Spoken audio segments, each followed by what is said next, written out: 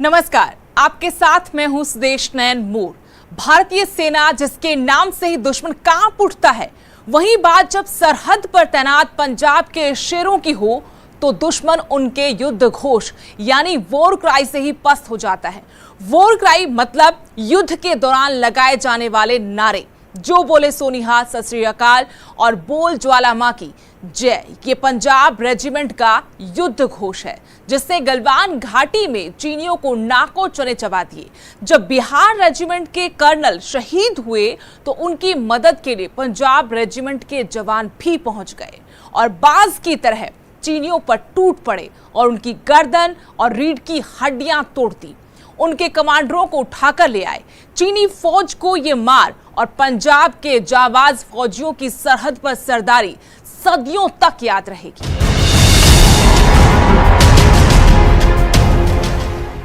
गलवान में भारतीय सैनिकों की वीरता को पूरा देश सलाम कर रहा है, जिन्होंने पूरी बहादुरी के साथ चीनियों की कायराना हरकत का जवाब दिया।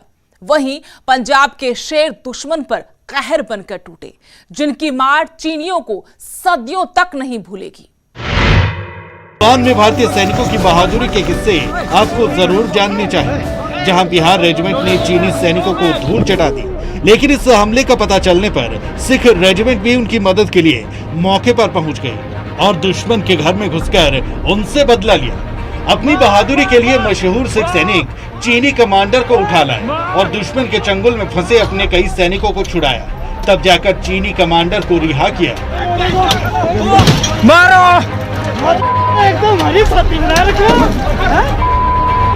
15 जून की रात में जिस वक्त में गलवान घाटी में चीनी सैनिक और बिहार रेजिमेंट के जवानों के बीच में जिस तरह से हिंसक झड़प हुई थी, उसके बाद थोड़ी देर के बाद ये जानकारी मिली कि बिहार रेजिमेंट के कर्नल की मौत हो गई है। और उसी है में जब इस बात को सुनने के बाद पंजाब रेजिमेंट के भी सैनिक जो है वो आगे आए थे और उसके पर एक अपनी वीरता का परिचय देते हुए चीन से जुड़े हुए कई सैनिकों को उठा के लाए थे। और उसमें से चीन का जो एक बड़ा अधिकारी था, चीनी सैनिक का जो बड़ा अधिकारी था, उसको भी सिख रेजिमेंट के जवान ने उठा के लाया।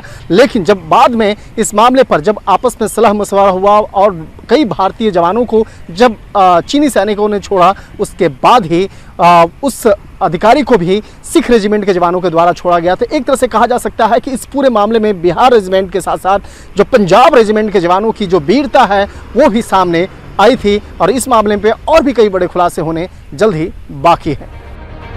अब आपको बताते हैं कि 15 जून की शाम को गलवान घाटी में हुआ क्या था। कर्नल संतोष बाबू 35 से 40 सैनिकों के साथ गलवान वैली में पेट्रोलिंग पॉइंट 14 पर पहुंचे तो देखा कि चीनी सैनिकों का एक टेंट वहां पर मौजूद था, जबकि बातचीत के हिसाब से उसे वहां से हटाना चाहिए था।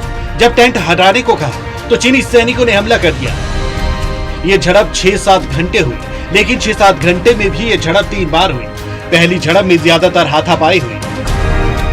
दूसरी झड़प में चीनी सैनिकों ने कंटीली रॉड से भारतीय सैनिकों पर हमला कर दिया और तीसरी झड़प में भारतीय सेना ने नियंत्रण रेखा से पार जाकर अपनी शहीद सीओ और जवानों की मौत का बदला लिया।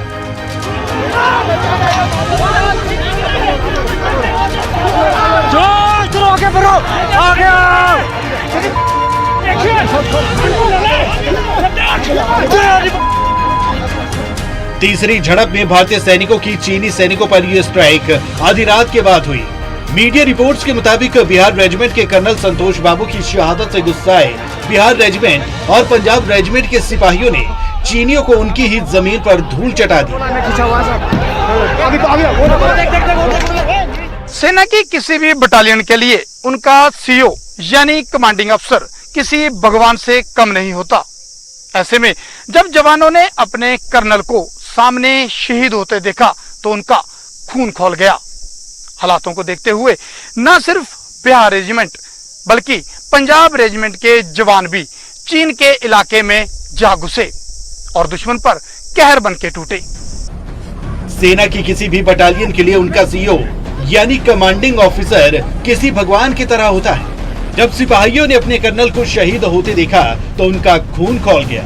न केवल बिहार रेजिमेंट बल्कि पंजाब रेजिमेंट के सिपाही भी कर्नल संतोष बाबू की मौत का बदला लेने के लिए चीन की सीमा में घुस गए और दुश्मन पर कहर बनकर टूटे।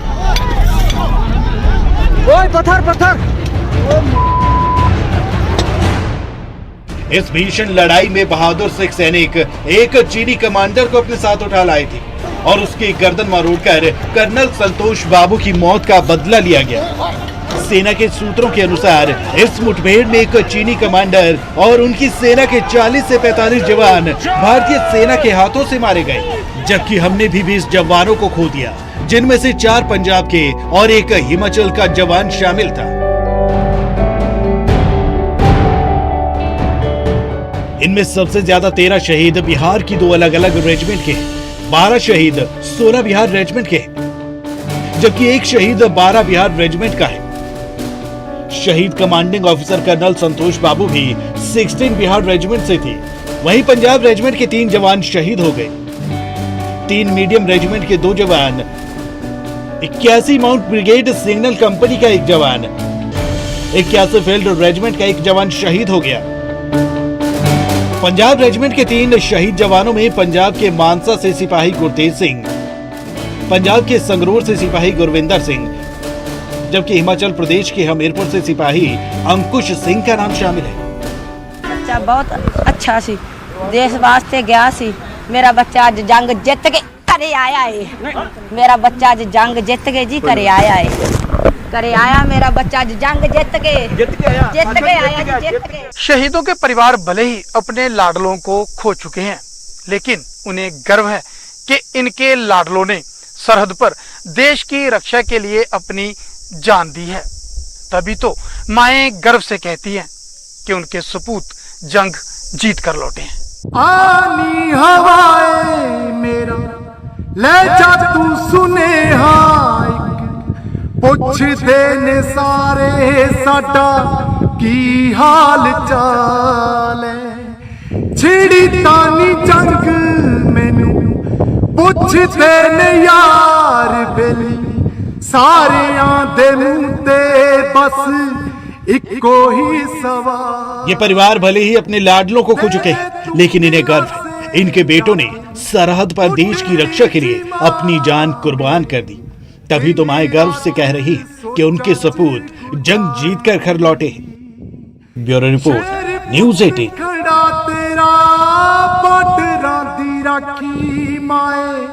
चढ़ती कलाए सरदार दी।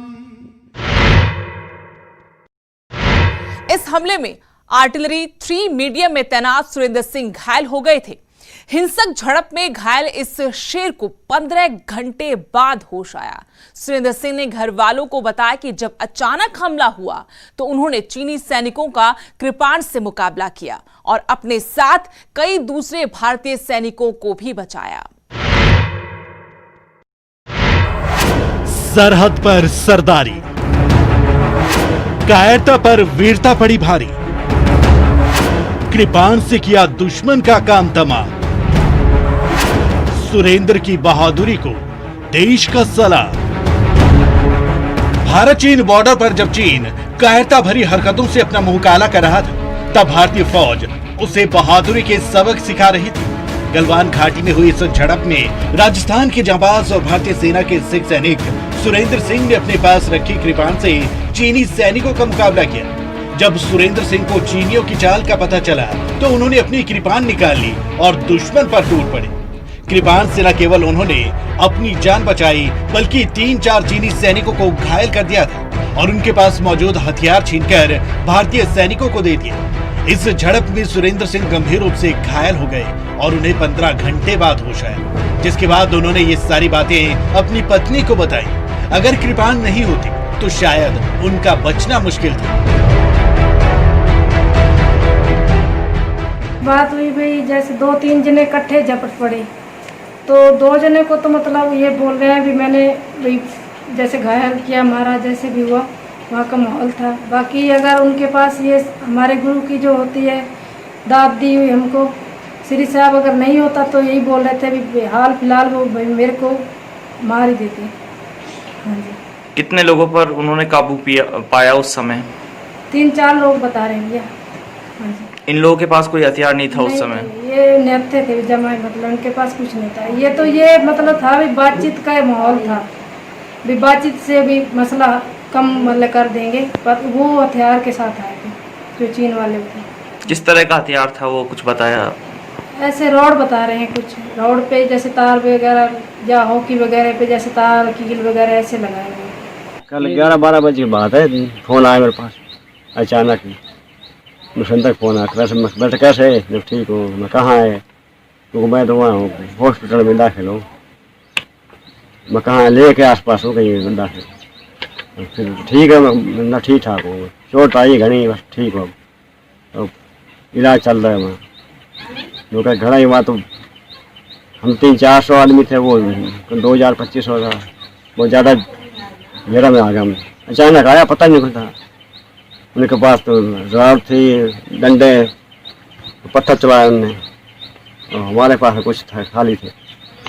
जब भी खूब इन्हें हाथापाई करी, झगड़ा हुआ, फिर बच के आया, कैसे भगवान बचा दिया। सिर पे टाँका आया, 10-12 टाँका सिर पे आया, हाथ पाँव में लगी जगह जगह। और माला को पता, तो हम तो यहाँ बैठे हैं, वो फोन पर बताता नहीं, फोन पे। चीनी सेना ने कांटे लगे डंडों से हमला किया था। सिर में चोट के कारण लहूलुहान हुए सुरेंद्र सिंह को चीनी सैनिक वहीं छोड़कर चले गए। उसके बाद भारतीय सेना के जवान उन्हें अस्पताल लेकर गए। चीनी सैनिकों ने धोखे से हमला किया था। जिस वक्त ये हमला किया उस वक्त भारत के सैनिक कम थे, लेकिन उनमें मौजूद देशभक्ति के जज्बे ने चीनियों के सारे मंसूबों पर पानी फेर दिया और उन्हें धूल चटा दी। मोदी थोड़ी खैर कहंदा ए, गिल्लां वाली वाला सच्ची सच कहंदा ए, ओ भी ठोकणे ने जेड़े साडे देश दे गद्दार। राजेंद्र प्रसाद शर्मा, न्यूज़ 18 अलवर। ओए तू कर दांगे वैरी दे मुल्क, 2 घंटे मंजूरी सानू दे दे सरकार। सिख रेजिमेंट की शुरुआत कहां से हुई, क्या है इसका इतिहास और क्या है सिख रेजिमेंट से जुड़े बहादुरी के किस्से, आइए इस रिपोर्ट के जरिए देखते हैं, जिन्हें देखने के बाद आपका सीना गर्व से चौड़ा हो जाएगा।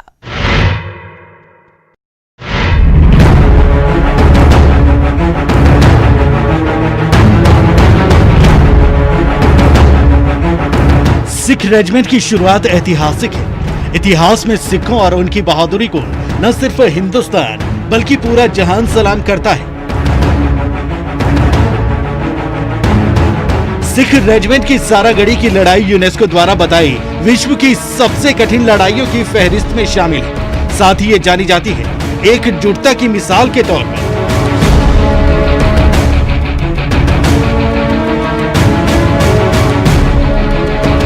ब्रिटिश पार्लियामेंट ने इन सैनिकों को अपने सदन में तालियों की गड़गड़ाहट के बीच स्टैंडिंग ओवेशन दिया और उस समय का सर्वोच्च वीरता पुरस्कार इंडियन ऑर्डर ऑफ मेरिट सभी 21 सैनिकों को दिया गया।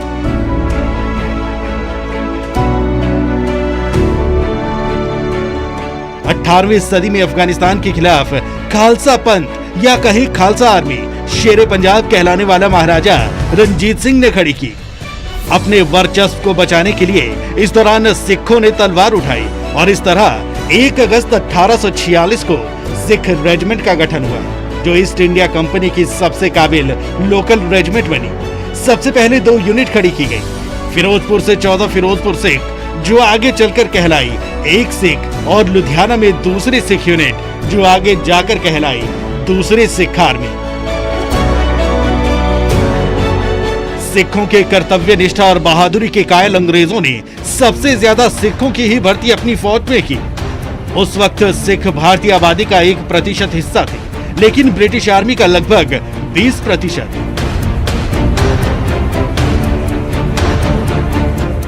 सिखों की रेजिमेंट ने अपनी सरहदों को पार कर गैर मुल्कों की सरहदों को भी महफूज रखा। पहले विश्व युद्ध में इन सिखों का नाम पड़ा ब्लैक लाइन। सिखों ने इस युद्ध में बंदूकों के साथ साथ अपने पारंपरिक हथियारों जैसे चक्र और तलवारों का भी इस्तेमाल किया। ब्रिटिश राज में बनाई गई ये रेजिमेंट आजादी के बाद 2 से बढ़कर आज 20 regular infantry battalions, 3 territorial army battalion और 3 राष्ट्रीय राइफल में तब्दील हो गई। परमवीर चक्र भारत का वो सर्वोच्च वीरता पुरस्कार है जो मैदानी जंग में दिखाए गए वीरता, साहस और बलिदान को सम्मानित करता है।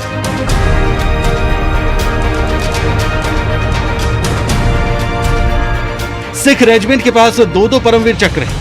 कैप्टन करम सिंह और सूबेदार जोगिंदर सिंह की कहानियों से आज भी सैनिकों ही नहीं बल्कि पूरे हिंदुस्तान का सीना गर्व से चौड़ा हो जाता है। Bureau report, news 18।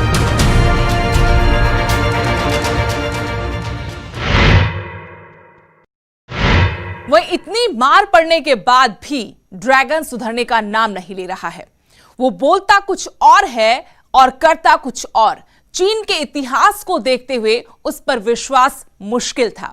ताजा मिल रही सैटेलाइट तस्वीरें ड्रैगन के धोखे।